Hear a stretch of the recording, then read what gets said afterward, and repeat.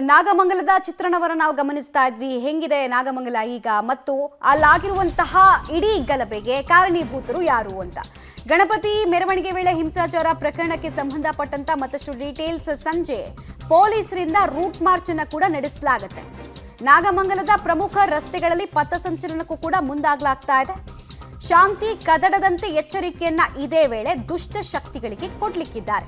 ಗಣಪತಿ ಮೆರವಣಿಗೆ ವೇಳೆ ಹಿಂಸಾಚಾರ ಆಯ್ತಲ್ಲ, ಇದಾದ ಬಳಿಕ ರೂಟ್ ಮಾರ್ಚ್ ಅನ್ನು ಮಾಡ್ತಾರೆ. ಸಾಮಾನ್ಯವಾಗಿ ಈ ಮಾಬ್ ಯಾವಾಗ ಕ್ರಿಯೇಟ್ ಆಗುತ್ತೆ, ಅದಾದ ನೆಕ್ಸ್ಟ್ ಡೇ ರೂಟ್ ಮಾರ್ಚ್ ಅನ್ನು ಮಾಡಿ ಸಾರ್ವಜನಿಕರಿಗೆ ಧೈರ್ಯ ತುಂಬೋ ಕೆಲಸವನ್ನು ಮಾಡ್ತಾರೆ. ರೂಟ್ ಮಾರ್ಚ್ ಅಂದ್ರೆ ಏನಪ್ಪಾ ಅಂತ ಹೇಳಿದ್ರೆ, ಸಾರ್ವಜನಿಕವಾಗಿ ಕಾನೂನು ಸುವ್ಯವಸ್ಥೆ ಹತೋಟಿಯಲ್ಲಿದೆ, ನೀವು ಧೈರ್ಯ ಕೆಡಬೇಡಿ, ನಿಮ್ಮ ಜೊತೆಗೆ ನಾವಿದ್ದೀವಿ, ಕಾನೂನು ನಿಮ್ಮನ್ನ ಕಾಯುತ್ತೆ, ನೀವು ಕಾನೂನನ್ನ ಕಾಪಾಡಿ ಅಂತ ಹೇಳಿ ಒಂದು ಸಂದೇಶವನ್ನ ಕೊಡುವಂತಹ ಪ್ರಕ್ರಿಯೆಗೆ ರೂಟ್ ಮಾರ್ಚ್ ಅಂತ ಹೇಳ್ತೀವಿ. ಸೊ ರೂಟ್ ಮಾರ್ಚ್ ಅನ್ನ ಸಂಜೆ ಮಾಡ್ತಾರೆ ಅಂತ ಹೇಳಲಾಗ್ತಾ ಇದೆ. ಈಗಾಗಲೇ ನಿಷೇಧಾಜ್ಞೆ ಕೂಡ ಸ್ಪಾಟ್ ಅಲ್ಲಿ ಜಾರಿಯಲ್ಲಿದೆ.